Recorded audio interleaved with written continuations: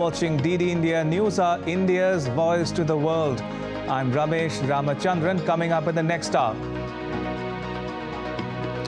India's Prime Minister Narendra Modi inaugurates the world's largest meditation center at Varanasi, flags off a second Vande Bharat Express train to New Delhi. India's gross direct tax collection for fiscal year 23-24 registers a 17.01% growth. Advanced tax collection stands at 6,25,249 crore rupees, a growth of 19.94%.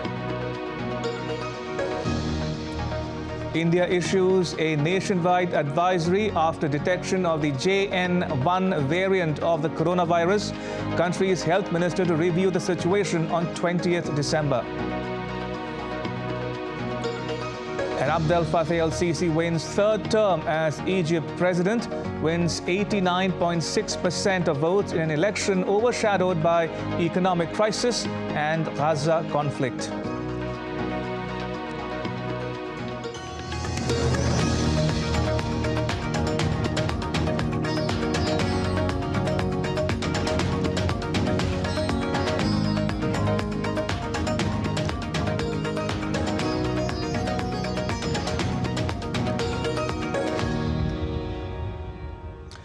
New Delhi is hosting the Foreign Minister Olusegun Ajadi-Bakari of Benin. Now, Benin is a West African country. It has been among the more stable democracies in sub-Saharan Africa. Benin is also a member of several international fora, including the United Nations. The next report delves into the history of India-Benin ties. Take a look. India's External Affairs Minister Subramaniam Jaishankar on Monday held talks with the visiting Benin Foreign Minister Olusegun Ajadi-Bakari in New Delhi. Minister Bakari is on a three-day visit to India. India and Benin have friendly ties characterized by democracy and secularism. Now let's understand India-Benin ties in detail. The President of India visited Benin in July 2019. It was the first visit to that country by a President of India. India announced a line of credit worth $100 million to Benin for its national priority projects at the time. India also announced the inclusion of Benin in India's e-visa regime. 4 agreements and MOUs on cultural exchange, telemedicine and teleeducation, mutual exemption from visa requirement for holders of diplomatic, official or service passports, and cooperation in export credit and investment insurance were signed during the visit. During COVID, India was a friend indeed. New Delhi donated tons of consignment of essential medicines and antibiotics to the Republic of Benin in 2020. It also repatriated Indian nationals in Benin to India. India donated a 6-ton consignment of medicines to Benin in July 2020. In March 2021, India sent a consignment of Covishield vaccines from the Serum Institute of India under the COVAX scheme of Gavi.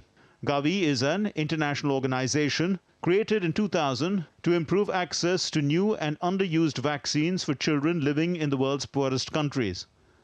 It was the first consignment of COVID-19 vaccines to reach Benin. Its president paid a second visit to India in 2015 to attend the 3rd India-Africa Forum Summit in New Delhi. The country's president visited India in 2017 to attend the African Development Bank meetings in Ahmedabad. India has emerged as the largest trading partner of Benin with a two-way trade touching $1.34 billion in 2022-23. Bureau Report, DD India. On day 2 of his visit to the holy city of Varanasi, Prime Minister Narendra Modi inaugurated the world's largest meditation center. He also laid the foundation stone of development projects worth more than $2 billion. DD India's Mihir Mercury gives a 360-degree roundup of the Prime Minister's engagements in the city. On the second day of his visit to the holy Indian city of Varanasi, Prime Minister Narendra Modi on Monday inaugurated the world's largest meditation center, Swarved Mahamandir. The temple is dedicated to Maharshi Sadafal Devji Maharaj, who is the founder of Vihangam Yoga, an Indian school of yoga and meditation. The Prime Minister also paid tributes to the statue of Maharshi Sadafal Devji Maharaj and also took a round of the temple complex. सरकार, समाज और संतगण सब साथ मिलकर काशी के कायाकल्प के लिए कार्य कर रहे हैं। आज स्वर्वेद मंदिर बनकर तैयार होना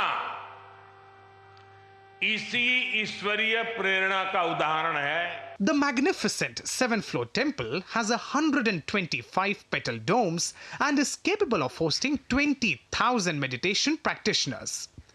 And after this, PM Modi participated in the Viksit Bharat Sankalp Yatra in Sevapuri, a rural area of his parliamentary constituency. The Prime Minister also watched a sports event at the Kashi Sansad Khel Pratiyogita 2023. Later, Prime Minister Modi also interacted with beneficiaries of various government schemes during the event. PM Modi also laid the foundation stone and dedicated to the nation multiple development projects worth over $2 billion in Varanasi. The projects include the inauguration of new Pandit Deen Dayal Upadhyay Nagar to new Bhaupur dedicated freight corridor project, among other railway projects. PM Modi also flagged off the second Vande Bharat Express train connecting Varanasi to New Delhi, Dorighat Mau Memo train, and a pair of long-haul goods train at the newly inaugurated dedicated freight corridor. Addressing the gathering, Prime Minister Modi asserted the importance of Uttar Pradesh's development for the prosperity of the nation. जब काशी का विकास होता है तो UP का विकास होता है, और जब यूपी का विकास होता है तो देश का विकास होता है। इसी भाव के साथ आज भी यहां करीब 20,000 करोड़ रुपए के विकास कार्यों का शिलान्यास और लोकार्पण हुआ है। Passengers also expressed their happiness. This is a very proud moment for us that Modi ji has inaugurated this train. The facilities in this train is top notch. If I talk about the security camera, the washroom, the cleanness, the staff, the comfort of the seat, and the best part is the executive coach has seats like Switzerland trains. We are happy to be participate in this train journey. Camera, security, everything is on top notch. With all these initiatives, Varanasi, the world's oldest living city, is becoming a shining example of a new India. Mihir Makri reporting for DD India. India issued a nationwide advisory to the states in view of a recent surge in COVID-19 cases and detection of the first case of JN1 variant in the country. It called for maintaining a state of constant vigil. States have been advised to ensure adequate testing, including a higher number of RT-PCR tests, and send positive samples for genome sequencing to laboratories. India's Health Minister Dr. Mansukh Mandavia will review the situation on 20th December with the health ministers and chief secretaries of all the states and union territories. Abdel Fattah El-Sisi has secured a third term as Egypt's president, winning 89.6% of the vote on Monday. In a contest overshadowed by the conflict in Gaza and a domestic economic crisis, Sisi ran against three other candidates. The most prominent potential challenger halted his run in October. Sisi was first elected president in 2014 and was re-elected in 2018, both times with 97% of the vote. El-Sisi is a former military general who has led Egypt for the past decade. Meanwhile, Iraqis began voting on Monday in the first provincial council elections in more than a decade amid calls for a boycott of the vote. About 6,000 candidates will be voting for 285 seats nationwide, according to the Independent High Electoral Commission. The vote is taking place in only 15 out of the country's 18 provinces. Serbia's President Alexander Vučić has claimed victory in a snap parliamentary election, saying that his party is heading for an absolute majority. Pollsters say the populist SNS party, led by Vučić, won 46.2% of the votes, while the opposition centre-left Serbia Against Violence Alliance is set to come second with 23.2%. The centre-left alliance accused the ruling party of election fraud and said that it would complain to the Election Commission after initial results. Frontline Ukrainian troops have scaled back some military operations as they face a shortage of artillery shells and a lack in foreign assistance. Brigadier General Alexander Ternavsky said the shortage of artillery shells is a very big problem and that the drop in foreign military aid is having an impact on the battlefield against Russia.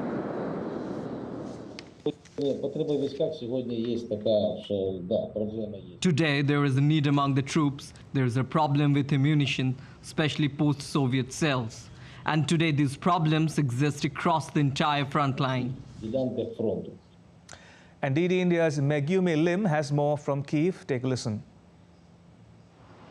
Alexander Ternavsky, a senior Ukrainian army general, said Ukrainian troops are facing a shortage of ammunition all across the 1,000-kilometer-long front line in the east and in the south. The drop, he says, in foreign military aid has impacted operations on the battlefield. And Tarnavsky said this was a, quote, very big problem. Ukraine has begun rationing its use of artillery shells as the U.S. continues to struggle to get Congress approval for its $60 billion military aid package, and with Hungary blocking the European Union's proposed 50 billion euros in aid for Kyiv. In some parts of the southeastern front, Ukraine's troops have gone on the defensive as they continue to try to attack Russian forces in others. But Ternavsky said that Moscow troops are also facing shortages of their own, and winter conditions have made fighting a challenge for both sides.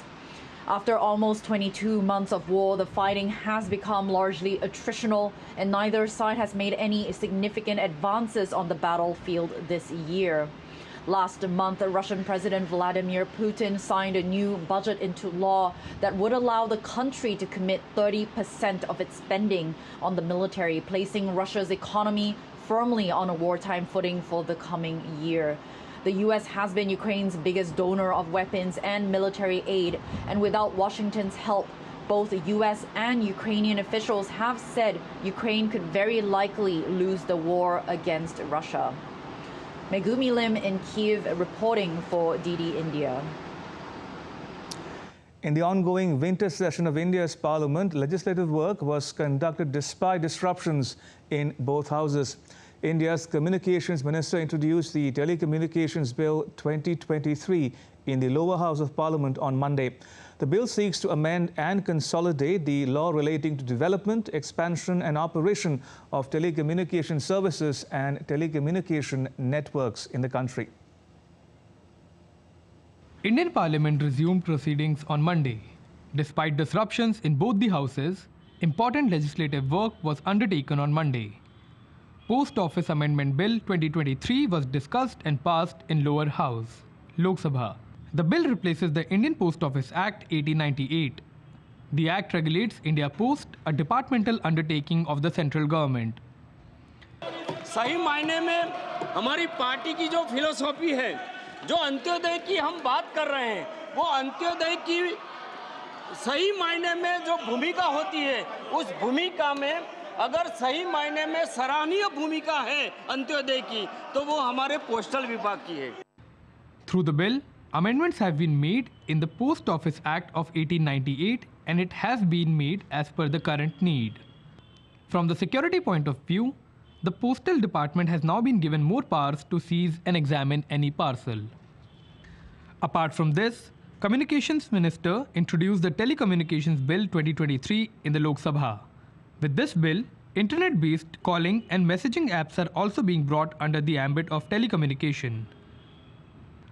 Bill will allow the government to suspend or prohibit use of telecom equipment from countries or individuals for national security reasons. If to introduce the Telecommunication Bill 2023 to amend and consolidate the law relating to development, expansion and operation of telecommunication services and telecommunication networks, assignment of spectrum and for matters connected therewith or incidental there. While in the upper house, the Jammu and Kashmir Reorganization Bill 2023 and the Union Territory Amendment Bill 2023 were passed. With the passage of these bills, 33% reservation for women will be ensured in the assemblies of Indian states, Jammu and Kashmir and Puducherry. Both these bills have already been passed by the lower house earlier. Motion moved that the bill be passed. The question is that the bill be passed. Those in favor will please say aye. Those against will please say no. I think the ayes have it, the ayes have it, the ayes have it. The bill is passed. Both the houses of the parliament also witnessed repeated disruptions over various issues on Monday and finally was adjourned till noon next day. Bureau Report, DD India. Still to come on DD India News Hour. South Korea, the US and Japan condemn North Korea's second ballistic missile launch in less than 12 hours. Israel releases video of a Hamas tunnel inside a children's bedroom at Jabalia in northern Gaza.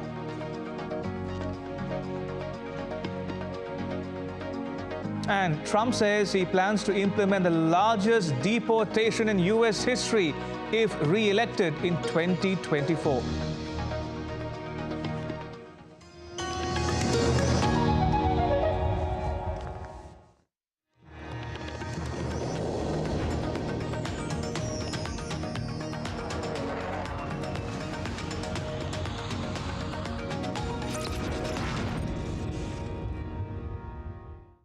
Sir, try berry pulao. Too good. Good, no? Hey, why are you giving him such looks? Ignore tips and use your own mind before you order. Lots of people give unsolicited stock tips. It can be dangerous. Study the company and the risk associated. Invest only after analysis. Soch good, so much good. Invest good. Do you know there's an investor protection fund for investors, IPF, but if your trade isn't executed on the exchange or if it's some guaranteed return scheme, then even IPF will not be able to help you. And what if your broker becomes a defaulter then? In that case, IPF can provide you with compensation. Where did you learn this? NSE's website. Soch good, so much good. Invest good.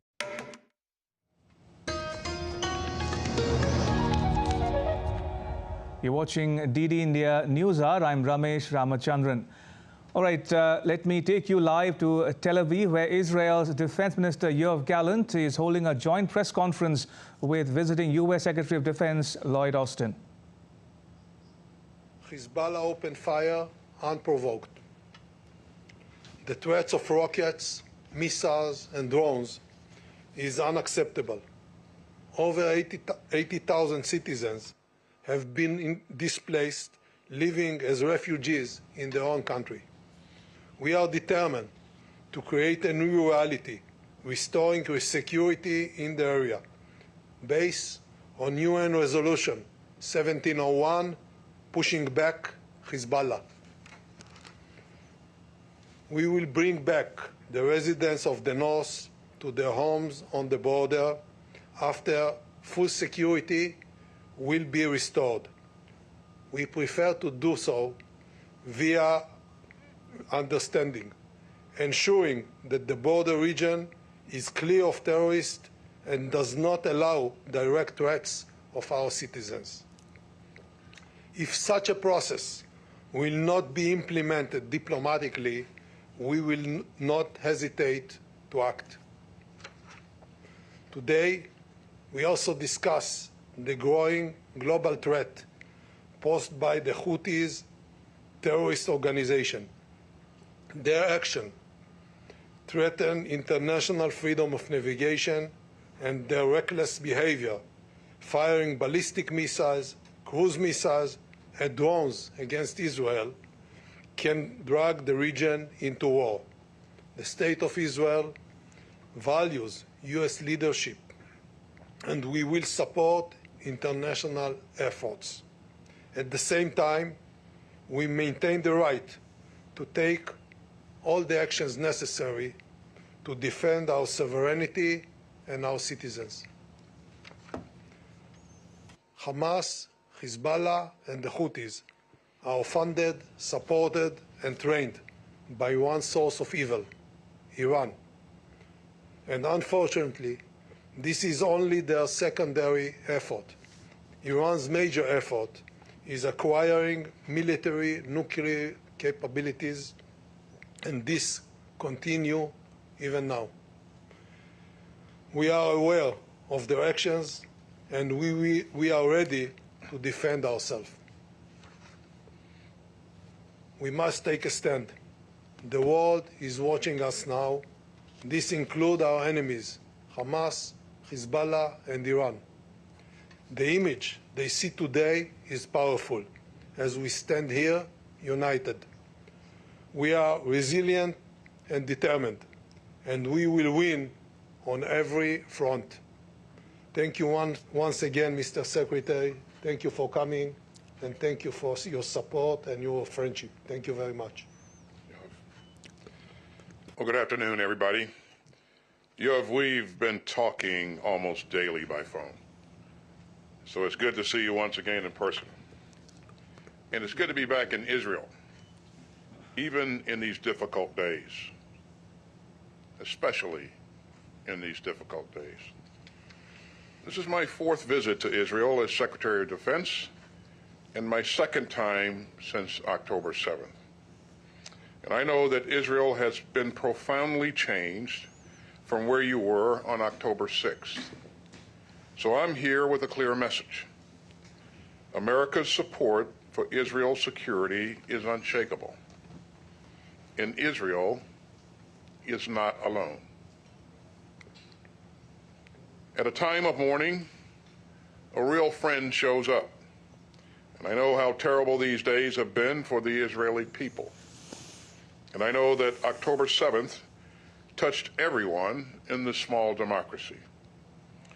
So let me again extend my deepest condolences to Minister Gadi Eisenkot, who has been sitting Shiva for his 25-year-old son and mourning his nephew after they both fell in Gaza. On October 7th, Hamas committed one of the worst atrocities in the history of modern terrorism. As President Biden said, it was an act of sheer evil. Innocent young people at a concert were massacred. Parents were shot in front of their children. Women were sexually assaulted. Toddlers and Holocaust survivors were taken hostage. And for Hamas, that was just the beginning. Hamas has clearly and loudly spelled out its vision of the future. And it is to repeat October 7th over and over and over again. No country should tolerate such a danger. And Israel has every right to defend itself against a fanatical terrorist group whose stated purpose is to murder Jews and eradicate the Jewish state. Hamas is still holding hostages, including American citizens. Hamas embeds itself and hides itself behind innocent Palestinian civilians. Hamas does not speak for the Palestinian people. And Hamas is determined to doom both Israelis and Palestinians to an unending cycle of suffering and strife. So make no mistake, Hamas should never again be able to project terror from Gaza into the sovereign state of Israel. And we will continue to work together for a safer, more secure future for Israel and a brighter future for the Palestinians. The United States will keep pushing relentlessly for the safe return of hostages in Gaza. And we will continue to help Israel in its efforts to bring them all home. Right, you were listening to a live press conference in Tel Aviv by the defense ministers of the U.S. and Israel. If I have quickly recap for the benefit of viewers tuning in just now, the Israeli minister said that Iran is responsible for funding and backing the three major terrorist groups in the region, the Hamas, the Hezbollah and the Houthis. And Minister Austin in turn saying that the US's support to Israel's security is unshakable and that Hamas intends to repeat 7th October attacks over and over again, and there cannot be any tolerance of such sources of evil or acts of evil going forward as well. Right, and some more news from West Asia. The Israeli forces claim to have uncovered what is described as the biggest tunnel ever constructed by the Hamas. The sprawling underground network is equipped with concrete reinforcement and iron girders. Meanwhile, U.S. Defense Secretary is holding talks in Tel Aviv. As the Israel-Hamas conflict has stretched into 11th week, Israeli forces uncovered a large concrete and iron-girded tunnel near Israel-Gaza border. The tunnel designed to carry carloads of militant fighters from Gaza right up to the border. We are going to enter to the biggest tunnel we found in Gaza, the biggest secret of Sinwar, his project, his subterranean tunnel project. We're going to enter. It was a secret that we have revealed that was meant to target the crossing. The tunnel around 4 kilometers goes down some 50 meters underground in some areas and appears to be wide enough for vehicles to pass through it. The tunnels have been a challenge for Israel's engineers, worried that the network could conceal hostages held by Hamas. As the war rages, blame game continues. In the midst of it, Israel has denied charges of it targeting a Catholic church in Gaza Strip following reports 2 women inside the church were killed. We are being asked about a claim that Israel allegedly targeted a Catholic church, the Holy Family Parish in the Gaza Strip. According to an IDF investigation, this claim is not true. The IDF takes claims regarding harm to sensitive sites with the utmost seriousness, especially churches, considering that Christian communities are a minority group in the Middle East. U.S. Secretary of Defense Lloyd Austin visited Tel Aviv on Monday, where he held talks with Israeli Defense Minister Yoav Gallant. Talks were focused on trying to end the high-intensity conflict and its transition to a more limited, focused conflict. Austin has prominently supported Israel's right to defend, but he has also become increasingly vocal about the rise in civilian casualties. Rahul Upadhyay reporting for DD India. All right, now take a look at some more stories making news around the world. Thousands of angry German farmers with hundreds of tractors descended on Berlin on Monday to protest against planned subsidy cuts for agricultural diesel and the road tax for farming vehicles. Farmers at the protest said that additional costs would force them to shut down their businesses. Russia's President Vladimir Putin said Russia will set up the Leningrad military district in response to Finland's admission to the North Atlantic Treaty Organization, or NATO. The Leningrad Oblast is located in northwestern Russia, close to the Gulf of Finland, bordering Finland and Estonia. Wall Street's main stock indices opened higher on Monday in the run-up to economic data this week that could offer insights on when the Federal Reserve could start cutting interest rates. The S&P 500 opened higher by 12.39 points at 4,731.58.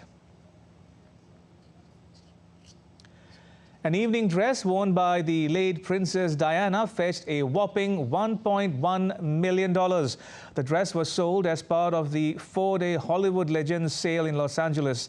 Diana first wore the black and blue ballerina-length evening dress by designer Jacques Asguri in Florence in 1985.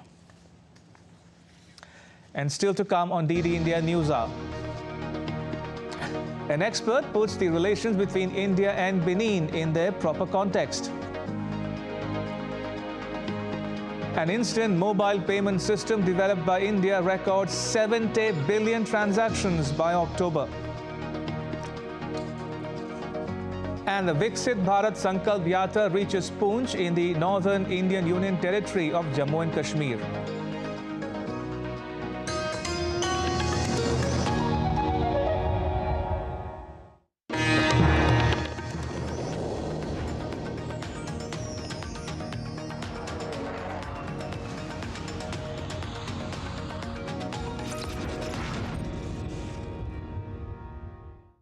Sir, try berry pulao. Too good. Good, no? Hey, why are you giving him such looks? Ignore tips and use your own mind before you order. Lots of people give unsolicited stock tips. It can be dangerous. Study the company and the risk associated. Invest only after analyzing. Do you know there's an investor protection fund for investors, IPF, but if your trade isn't executed on the exchange or if it's some guaranteed return scheme, then even IPF will not be able to help you. And what if your broker becomes a defaulter then? In that case, IPF can provide you with compensation. Where did you learn this? NSE's website.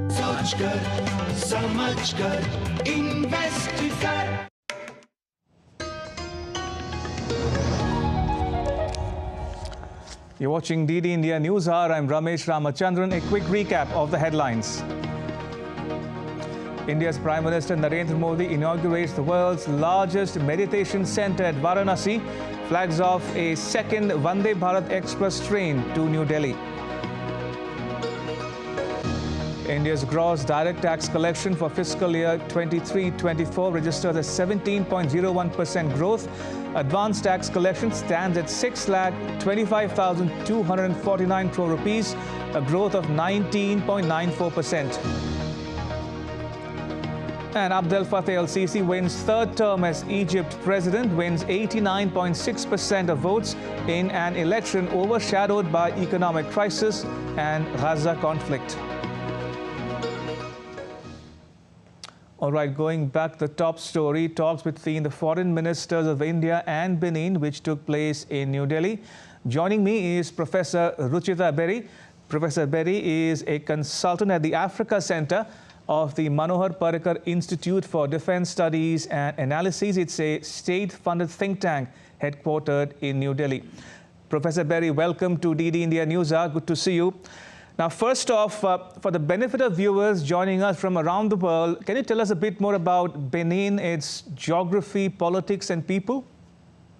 Yeah, Benin is a country in West Africa, coastal West Africa, in the Gulf of Guinea region. It's a small country, and it is seen as a gateway to the landlocked countries like Burkina Faso and Niger. It is a country with whom India has close ties for a long time. We've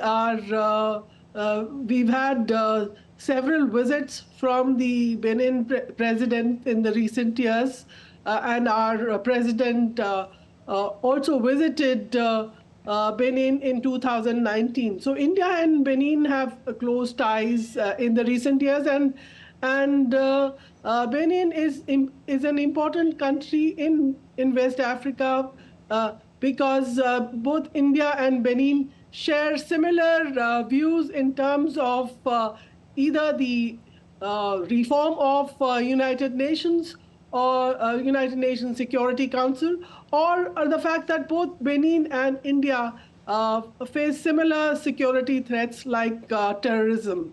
So therefore, the visit of the foreign minister of Benin is an important step for India building up its ties within the West African region and with Benin in particular. And looking at it from New Delhi's perspective, Professor Berry, now how would you characterize India-Benin ties? I ask you this because India is Benin's largest trading partner, with two-way trade touching $1.3 billion in 2022-23. How did that come about? Yes, that's a very important fact that we have to note. In a large number of African countries, India's trade has increased in the recent year, and Benin is one of those where India is the largest trading partner. As you are aware, the countries in Africa and West Africa in particular have been wooed by various external partners, whether it's US or China.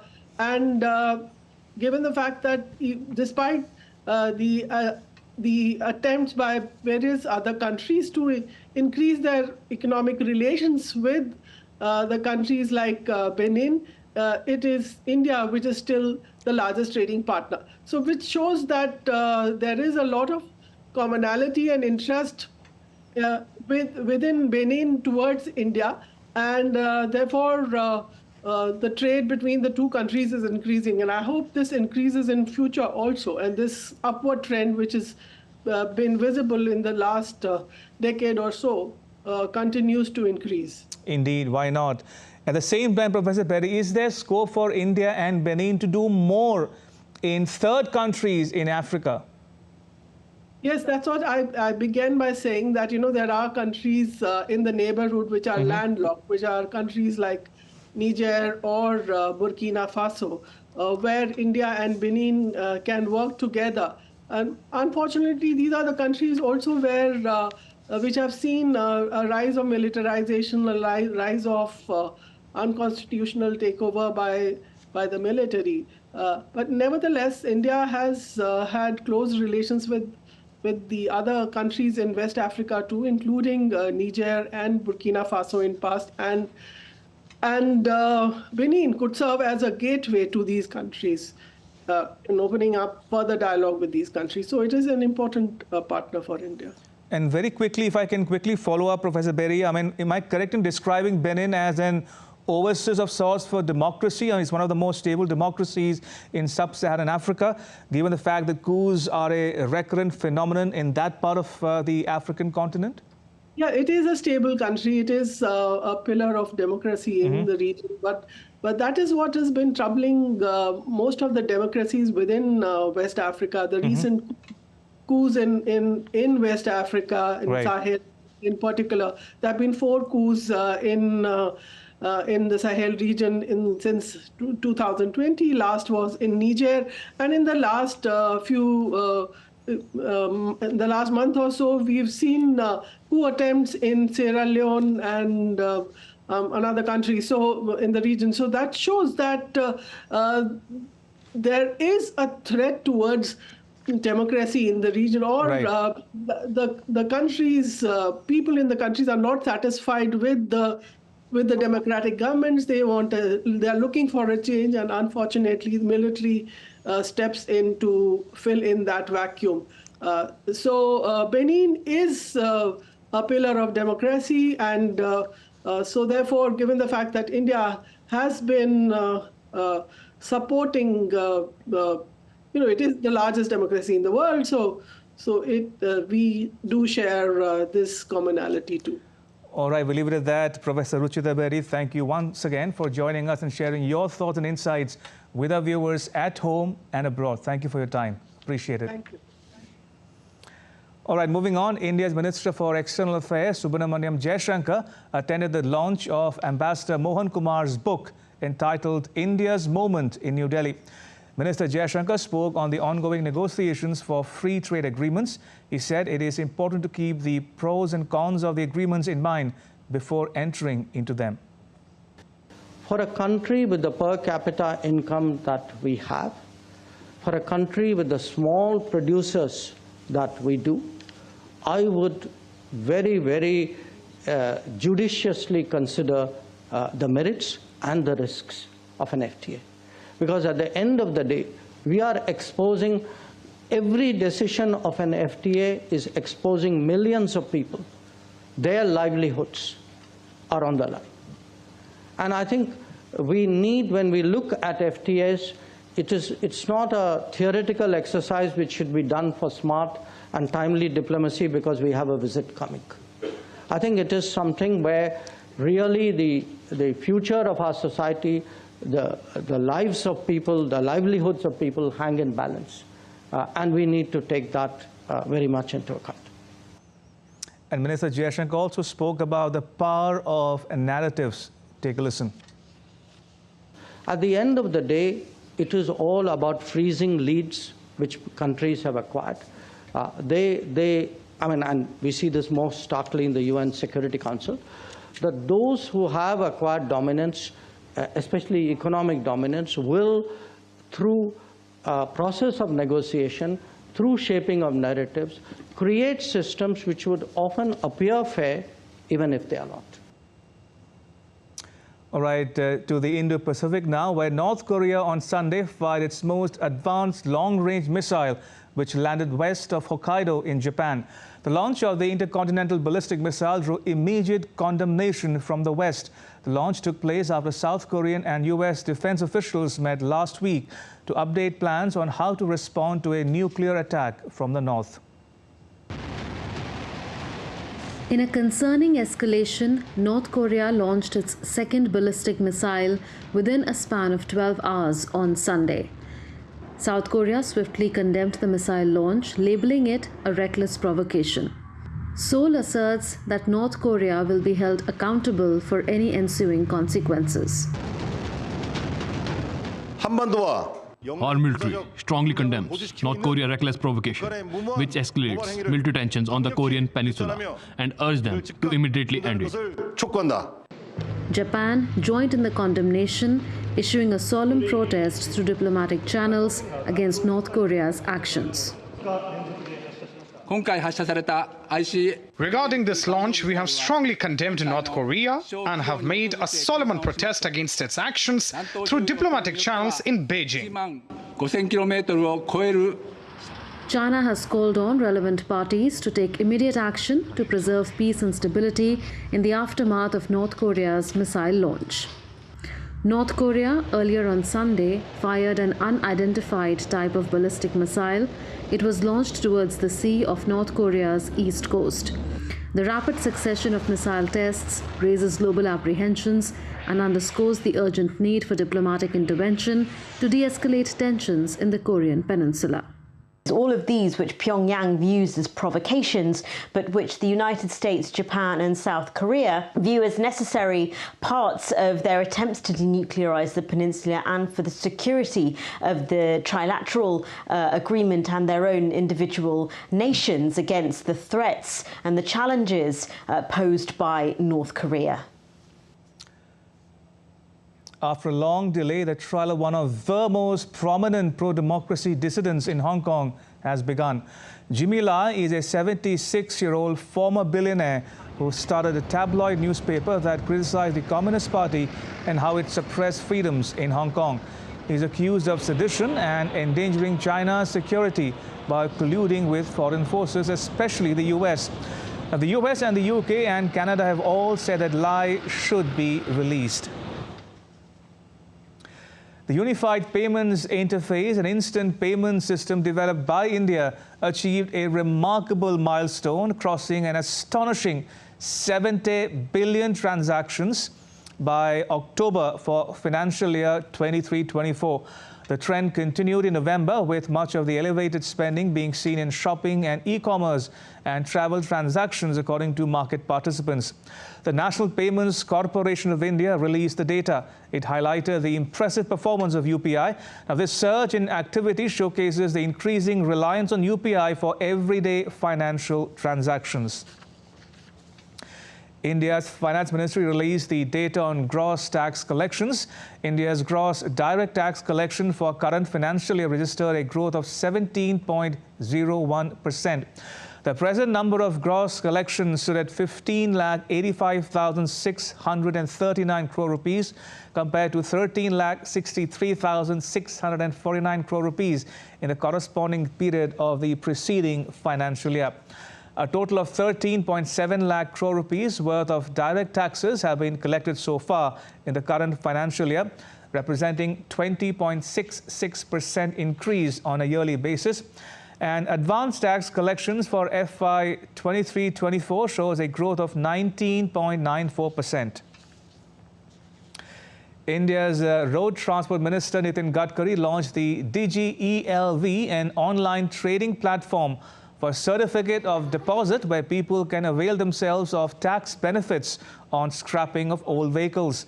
Minister Gadkari said that the Modi government's old vehicle scrappage policy has not just led to a decrease in air pollution, but also boosted the automobile manufacturing industry in the country.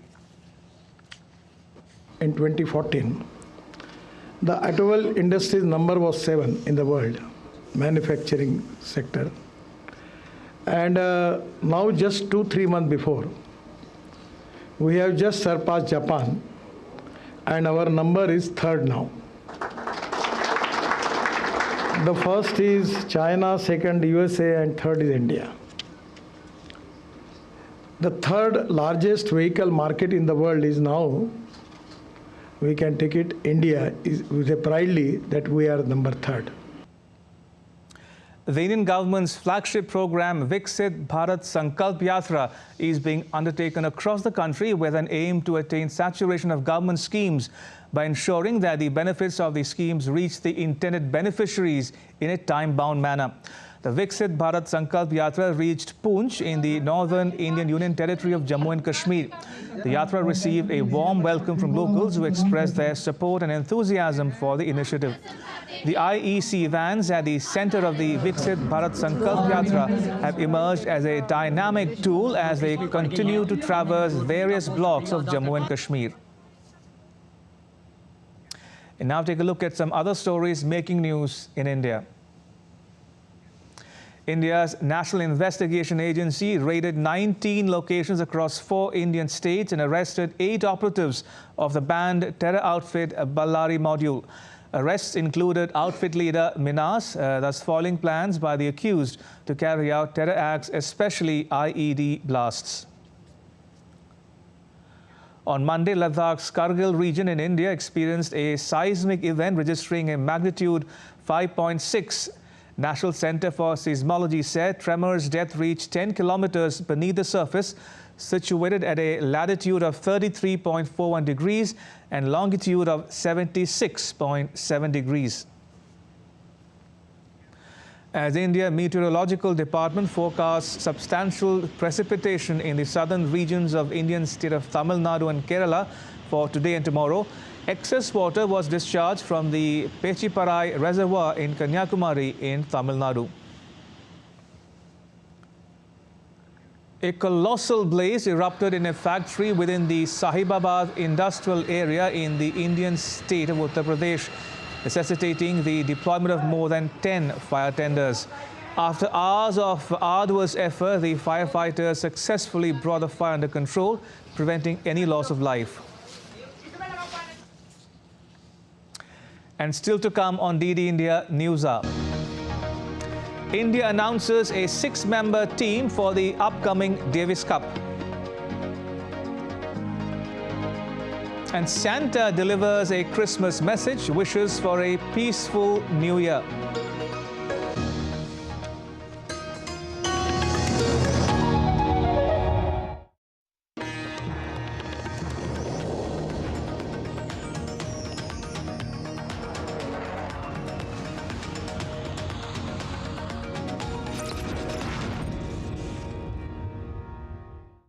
Sir, try berry pulao.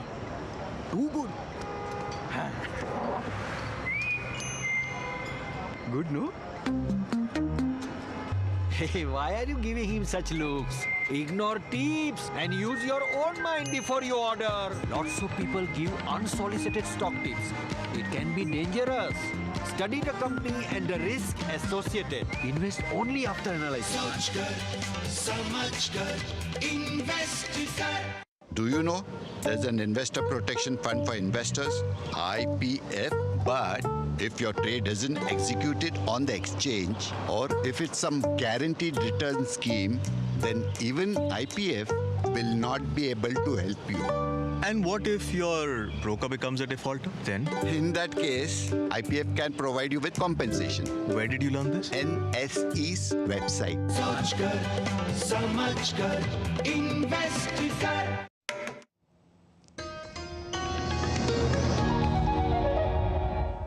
You're watching DD India News Hour. I'm Ramesh Ramachandran. Now, former U.S. President Donald Trump has said that undocumented immigrants were poisoning the blood of the country again, using a language that has previously drawn criticism for being xenophobic and echoing Nazi rhetoric. Trump made these comments during a campaign event in New Hampshire, where he railed against the record number of migrants attempting to cross the U.S. border illegally. Hello, New Hampshire. I'm thrilled. You know, when they let, I think the real number is 15, 16 million people into our country. When they do that, we got a lot of work to do.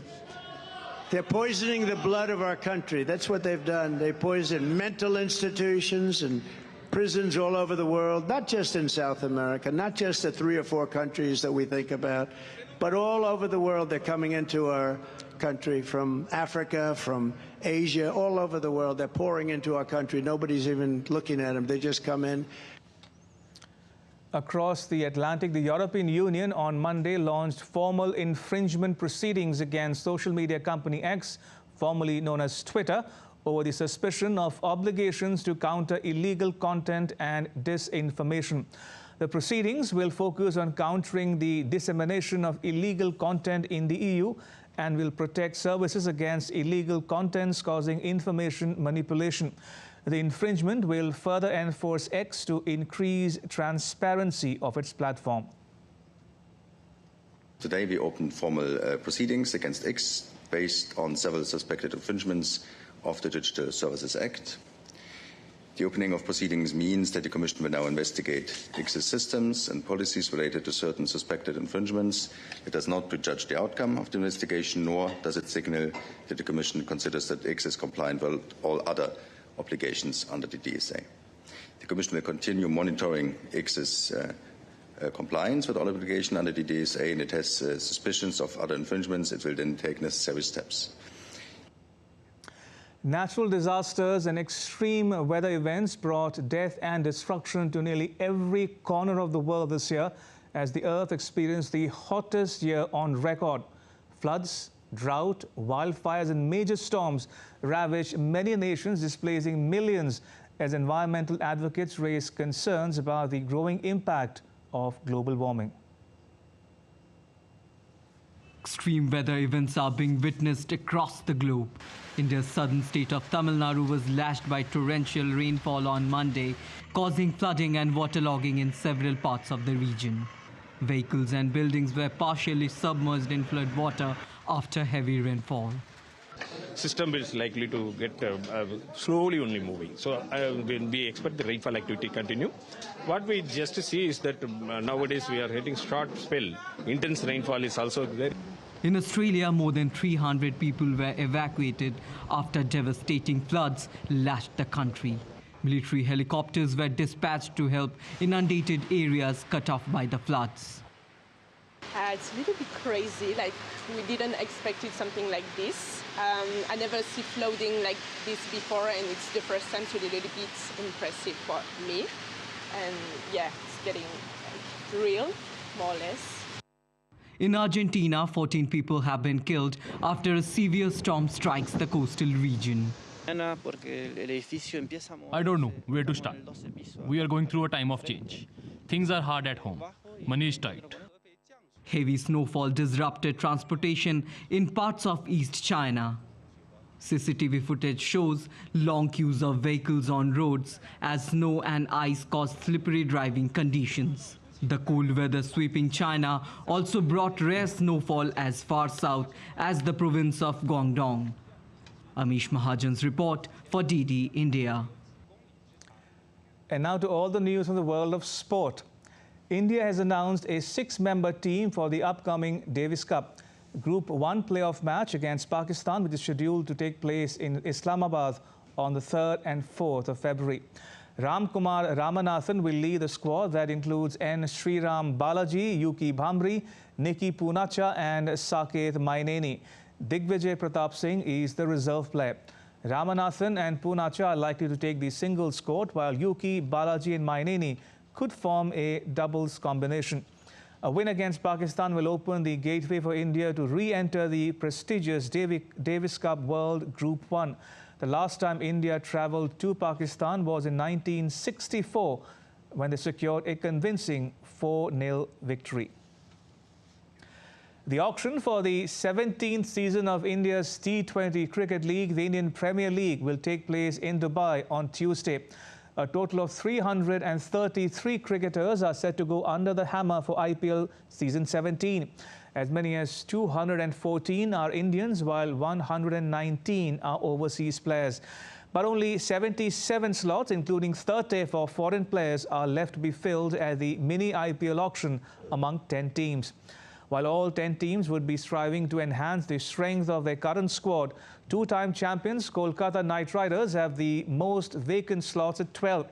Each team can have a maximum of 25 players in their squad.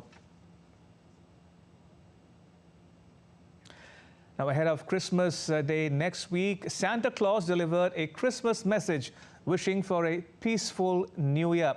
Seated at his Arctic Circle chamber in his hometown of Rovaniemi in Finland, Santa Claus expressed his wish for people to live together in peace.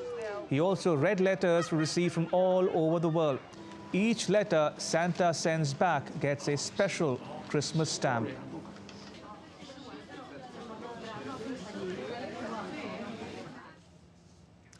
And with that, it's a wrap on this edition of DD India News. Let us know your thoughts on the news of the day. You can connect with us on Facebook, X and Instagram. You can also check out our website, ddindia.co.in. We'll be back with more news as it breaks here on DD India. I'm Ramesh Ramachandran. From all of us here in New Delhi, thanks for watching DD India News Hour.